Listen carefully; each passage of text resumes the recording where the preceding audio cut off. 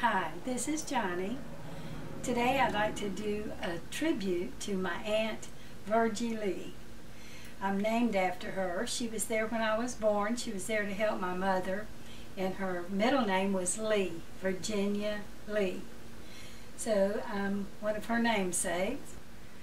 My Aunt Virgie was the most positive person I think I have ever met in my life. I never heard her one time say an evil word or negative word about anybody or anything. She was very positive, very uplifting, very encouraging. Her brother, my father, Yates Kidd, was a lot the same. He was very encouraging as well and spoke good of others instead of evil. And that's a good policy, and that goes right along with the teachings of Jesus.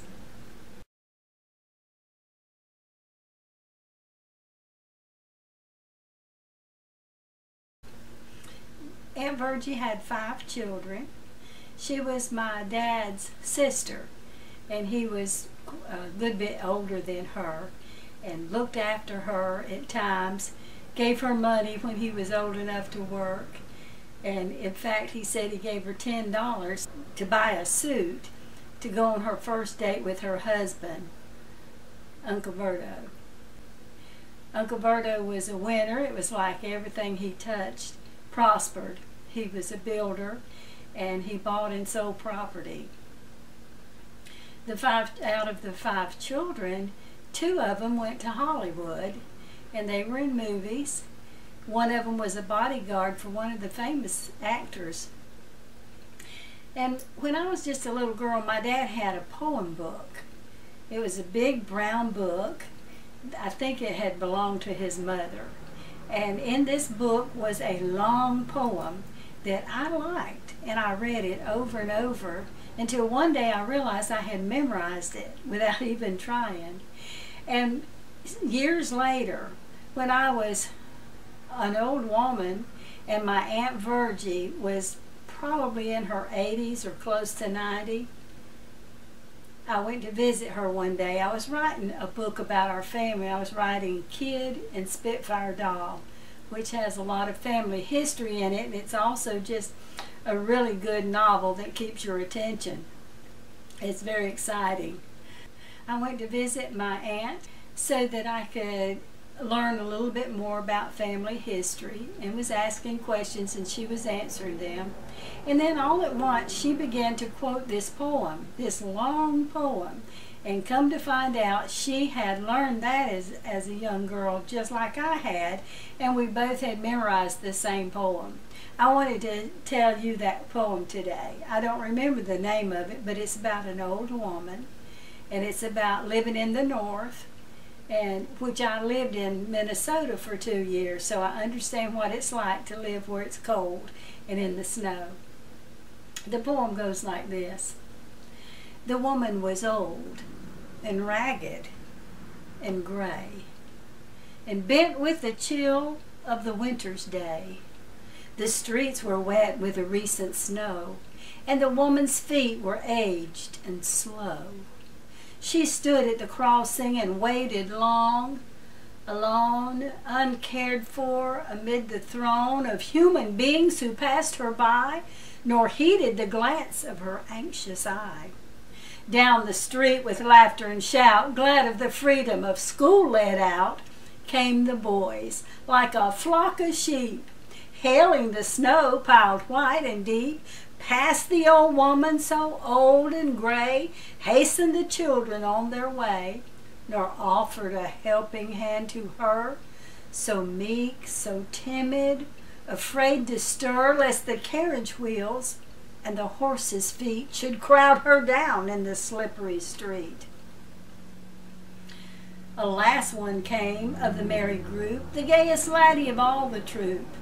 He paused beside her and whispered low, I'll help you across if you wish to go.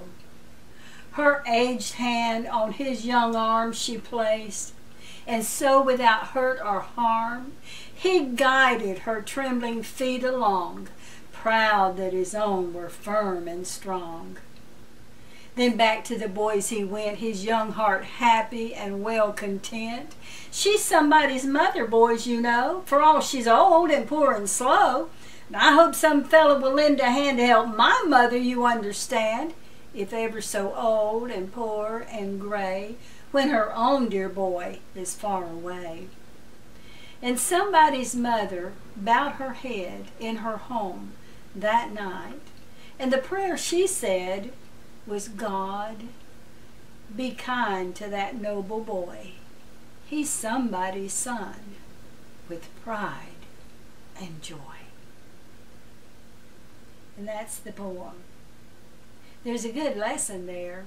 There's a lesson that Jesus taught in the Sermon on the Mount. And in some of those verses it says, to do unto others as you would have them do unto you. We call it the golden rule.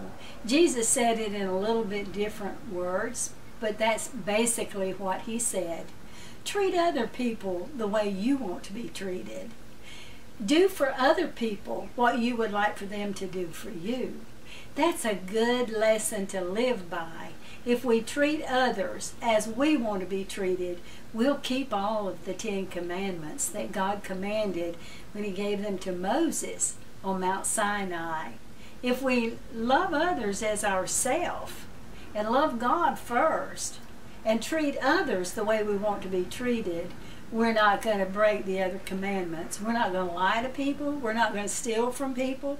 We're not going to commit adultery and cheat on our mate. We're not going to do any of those things that God said, don't do those things to your neighbor, to your friends, even to your family. So let's keep the golden rule this week. Do for other people what you would like for them to do for you. And if you see someone that's older and they need a helping hand, help them across the street. Help them take their groceries in. Help them get their groceries to the car. If you're in a supermarket or a grocery store, help those around you that need help. It's a good policy because, you know, another of Jesus' teachings in the Sermon on the Mount is that whatever we shovel out to other people, it will be shoveled back to us with the same measure that we give it out. So if you want help when you get older, then you help someone else while they're old when you see a need. I hope you've enjoyed this lesson, and that's all for today. I'll see you again next week on Turnaround Tuesday at 10 o'clock. Bye for now. God bless you.